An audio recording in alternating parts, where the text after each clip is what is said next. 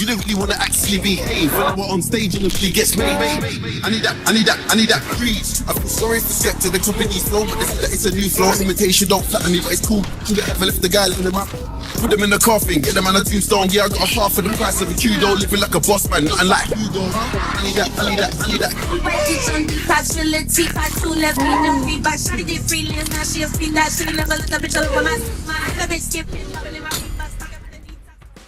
Sport turlari ichida eng mashhuri va eng tezkori bu Formula 1 hisoblanadi. Bu sport turi poyga mashinalarining og'irligi 900 kilogramm atrofida bo'ladi va poyga davomida ular 322 km/soat tezlikdan ortiqroqga chiqadi. Bunaqa poyga mashinalarini bo'lsa, haqiqiy professional poygachilar boshqaradi. Ular yiliga 40 million dollar atrofida daromad qilishar ekan. Va yana bitta qiziq fakt shundaki, Formula 1 haydovchilari burilish vaqtida juda katta bosimni o'zida sezishar ekan. Bosh yon tomonga tortiladi va ko'kragida havo siqiladi. Nafas olishi bo'lsa qiyinlashar ekan. Bu holat G-force deb ataladi va bu xuddi raketa uchayotgandagi bosimga o'xshash bo'ladi. Dunyoga mashhur kompaniyalar Ferrari, Mercedes va Red Bull kabi jamoalar eng tezkor poyga mashinalarini yaratish uchun minglab odamlar ish bilan ta'minlaydi va yiliga 145 million dollar atrofida pul sarflashar ekan. Albatta buncha pulni jamoalar bekorga sarflashmaydi, chunki har bitta Formula 1 poygalariga 100 minglab odamlar kelishadi va qo'shimchasiga 70 millionga yaqin odamlar bo'lsa, uylaridan tomosha qilishadi. Bu degani deyarli Amerikadagi eng mashhur Super Bowl tomoshabinlar soniga teng degani. Lekin farqi shundaki, Super Bowl yiliga bir marotaba o'tkazilsa, Formula 1 yil ichida bir necha marta bir nechta davlatlarda o'tkaziladi. Bunaqangi tomoshabinlar soni va qiziqishi poygachilarni haqiqiy dunyo yulduzlariga aylantiradi. Bu poygalarni butun dunyo bo'ylab o'tkazilishida albatta ishonchli va tezkor logistikani o'rni juda ham muhim hisoblanadi. Kelinglar 2023-yildagi Formula 1 poygalari taqvimiga qarasak. Bunga atiga 9 oy ichida poygalar 5 xil qit'ada, 21 ta davlatda va 23 ta poyga o'tkaziladi. Poygalar 10 ta har xil vaqt zonalarida o'tkazilgan. Undan tashqari haydovchilar umumiy hisobda 240 soat, ya'ni 10 kunni samolyotda parvozlarga sarflashgan. Bunaqangi turli xil vaqt o'zgarishlari va parvozlar qiyinchiligini tasavvur qilish sayohat qilgan odamlar uchun unchalik qiyin bo'lmasa kerak. Jamoalar bo'lsa poygalarga ishtirok etish uchun bo'lgan 150 tonna asbob uskunalarni logistika orqali tashishgan va ular umumiy hisobda 120 ming kilometrdan ortiq masofani bosib o'tishgan. Tasavvur qilishinglar uchun bu yer sharini 3 marotaba aylanib chiqish bilan bir xil degani. Ular poyga mashinalarini, ularning dvigatellarini, kompyuter va boshqa asbob uskunalarni tashish uchun yuk mashinalari, kemalar va samolyotlardan foydalangan holatda logistika xizmatlarini amalga oshirishgan. Va bu logistika xizmatlarini amalga oshirish uchun bo'lsa 18 oy oldindan tayyorgarlik qilishgan. Chunki bittagina kichkina xato ham qimmatga tushishi mumkin bo'lgan. Kelinglar bu videoda ular bunaqa logistikani qanaqa qilib qilishadi? Bunchalik katta hajmdagi va masofadagi yuklarni qanchaga tushadi yoki qanaqa qilib tashishadi? Butun logistika jarayonlarini birgalikda ko'rib chiqsak. Xullas, Formula 1 orqasidagi logistikani hamma jarayonlarini birgalikda ko'rib chiqamiz. Birinchi bo'lib, Formula 1 logistikasini yaxshilab tushunishimiz, bilishimiz kerak bo'lgan shunchaki poyga emas, bu butun boshli ko'chib yuradigan komandalar, jamoalar yoki bo'lmasa bazalar desak ham bo'ladi. Har bitta jamoa o'zini alohida bazasi bo'ladi. Poyga mashinalarini aynan bazalarda chizishadi, yig'ishadi, oxirida bo'lsa test qilib ko'rishadi. Har bitta bazada qo'shimchasiga poygachilarni tayyorlash uchun shamol tunnellari va stimulyatorlar o'rnatilgan. Bu bazalarda muhandislar, injenerlar, mexaniklar, hattoki marketologlar, yana yuzlab odamlar yil bo'yi ishlashadi. Lekin eng qiziq joyi bu bazalar bitta joyda joylashmagan. Misol uchun Mercedes, Red Bull, McLaren, Aston Martin, Alpine, Williams bularning bazalari Buyuk Britaniyada. Ferrari, Haas, Alfa Tauri Italiyada joylashgan. Alfa Romeo esa Shvetsariyada. Har bitta jamoa logistika jarayonlarini o'ziga moslagan holatda 18 oy oldindan rejasini qilishni boshlashadi. Formula 1 ning logistika jarayonlaridagi eng katta hamrohi bu DHL hisoblanadi. Ular 40 yildan beri birgalikda hamkorlik qilishadi. DHL ning maxsus 35 kishilik jamoasi poygalar uchun tashkil qilinadigan butun logistika jarayonlarini o'zi ishtirok etgan holatda nazorat qilishadi. Kelinglar, bularni yana ham osonroq tushunish uchun Formula 1 mavsumini ikkiga bo'lamiz. Demak, birinchi mavsum bu Yevropa poygalari bo'lsa, ikkinchisi Fly Away poygalari hisoblanadi.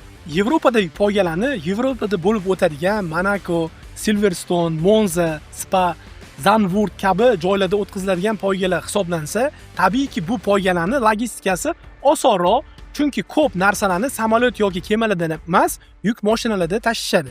Yuk mashinalari ham oddiy furlar emas, ichida xolodilnik, oshxona, boshqa jihozlari bo'lgan, televizor, yotoqlari bo'lgan katta furlarda amalga oshirishadi. Ular stol-stuldan tortib, motor, kompyuter ehtiyoj qismlarini hammasini o'zlari bilan olib yurishadi. Trassa ochilishidan taxminan bir hafta oldin jamoalar yuklarni yetib keladi va poyga haftasida hamma narsani to'liq yig'ish uchun taxminan 5 kun ichida 27 ta yuk mashinasi tushiriladi. Eng qiziq joyi, Yevropa poygalari jamoalar o'zi bilan butun boshli ofisini, ya'ni bazasini olib yurishadi. Bu motorhome deyiladi. Misol uchun Red Bull olaylik, ularning motorhome'i 3 etajli bo'lib, 280 metr kvadratni tashkil qiladi.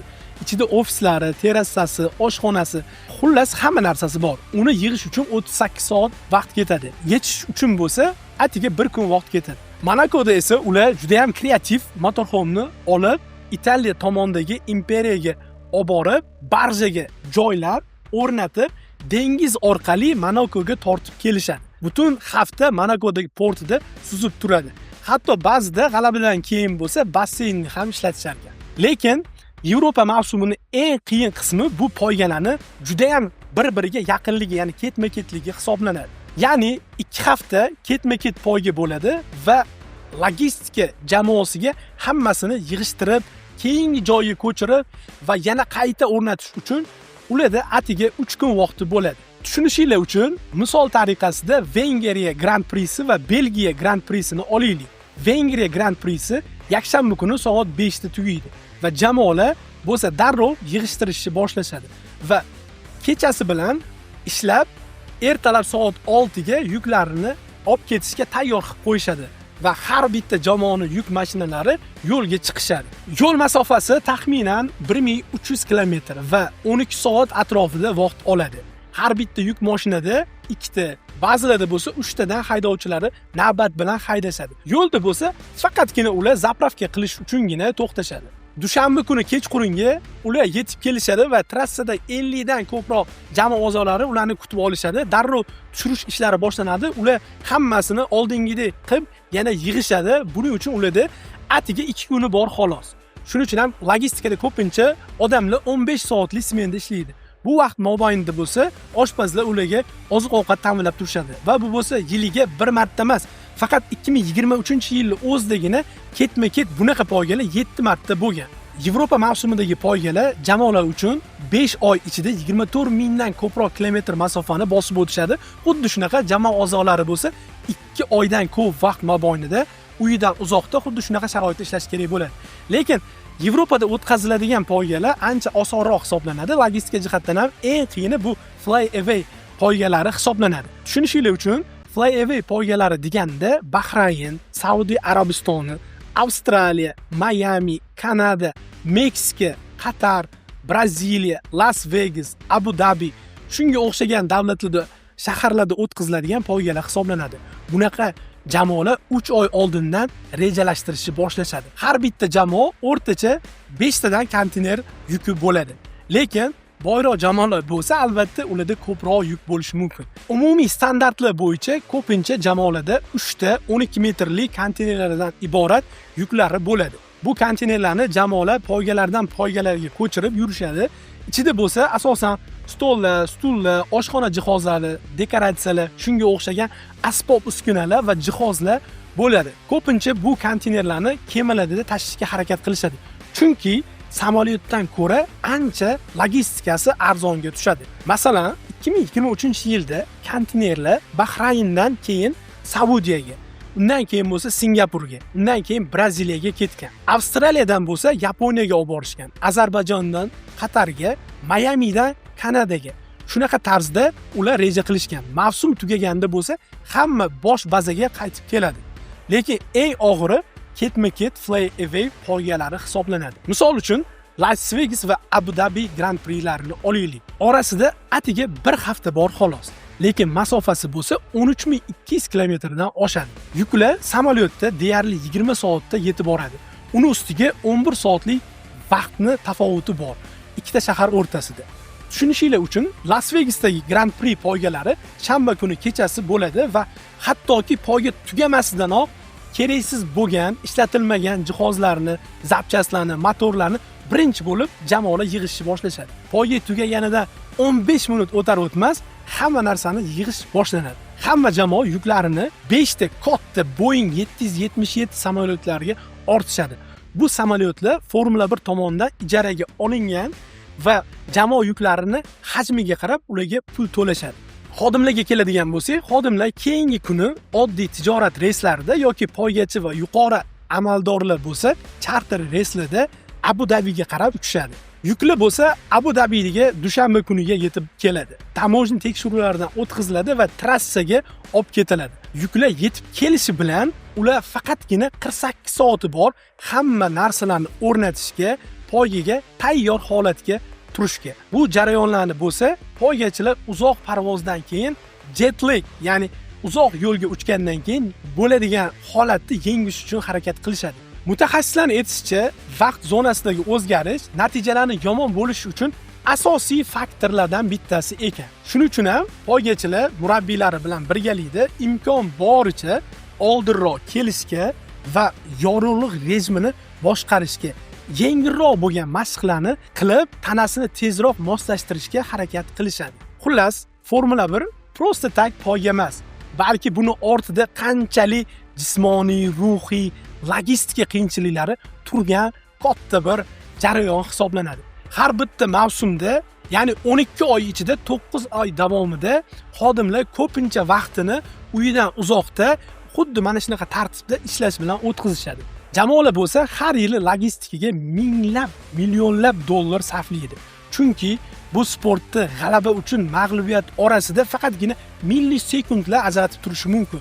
Shuning uchun ham Formula 1 dunyodagi eng mashhur sport turlaridan biriga aylanib bo'lgan. Ko'rib turganinglardek, hattoki Formula 1 poygalarida ham logistikani o'rni juda ham katta hisoblanadi. Chunki hamma yuklar aynan logistika yordamida aniq vaqtlarni hisoblab, rejalashtirilgan orqali yetkazib beriladi. Formula 1 poygalari uchun ham logistika eng muhim jihatlardan biri hisoblangan. Shuning uchun ham agar sizlarga logistika sohasi qiziq bo'lsa, biz boshqa video qilganmiz, ya'ni Amerikada logistika biznesi, ya'ni tracking biznesi qanaqa ishlaydi degan videomiz bor. Havola orqali keyingi videoga o'tishinglar va chuqurroq bu logistika biznesini Amerikada qanaqa ishlashini bilib olishinglar mumkin.